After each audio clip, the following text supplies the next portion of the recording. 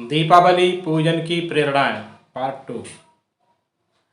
इसके अंतर्गत पहले तुला, गज, मीटर, वाहन आदि का पूजन किया जाता है। हमारी संस्कृति में पत्थर में भी भगवान को देखा जाता है। हमारी श्रद्धा भावना ही पत्थर को भगवान बनाती है। कागज व धातुओं की मूर्ति में भी हम देवी देवता को, भगवान को देखते हैं।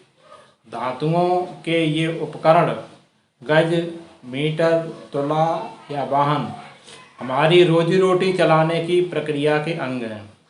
वाहन स्वामी के लिए उसका वाहन ही उसकी आजीविका का, परिवार के पालने का साधन होता है।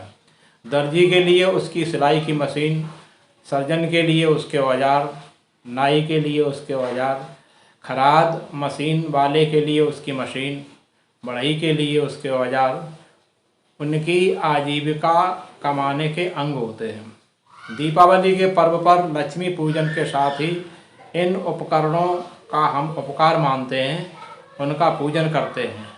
प्रार्थना करते हैं कि आप हमारी आजीविका चलाने में ऐसी ही कृपा बनाई रखें। पूजन के लिए इन उपकरणों को धोकर साफ कर पवित्र करना चाहिए। झाड़ू का पूजन। झाड़ू सफाई करती है। यह सफाई स्वच्छता का प्रतीक है। कथा में बताया गया है कि लक्ष्मी जी ने रुक्मिणी जी से कहा कि मैं उन घरों में रहती हूँ जहाँ गंदगी नहीं रहती, स्वच्छता रहती है।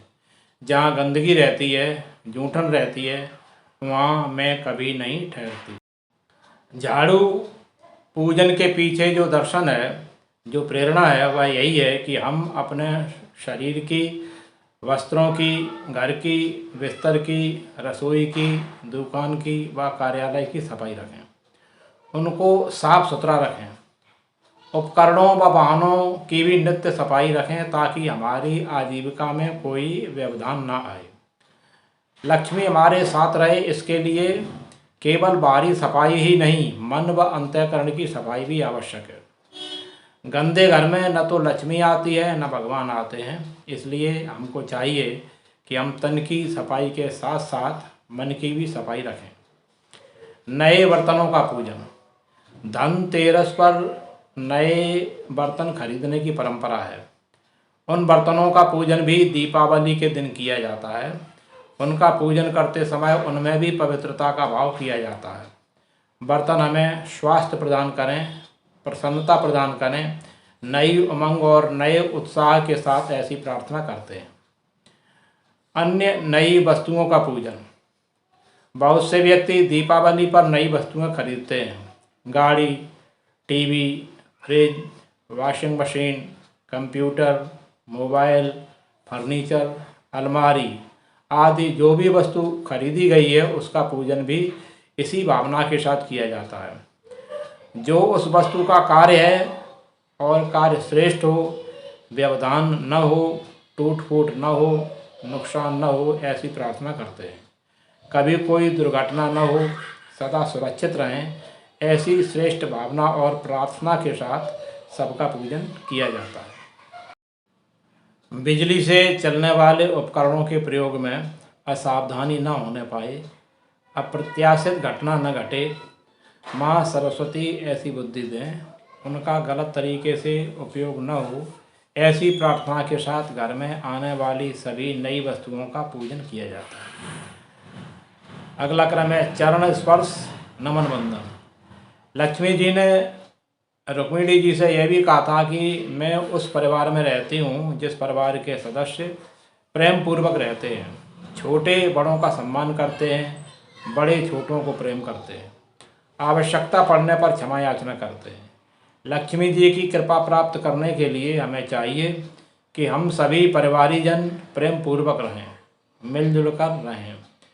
इसलिए पर्व पूजन के उपरांत परिवार के सभी छोटे सदस्य बड़ों को प्रणाम करते हैं, नमन करते हैं, चरण स्पर्श करते हैं।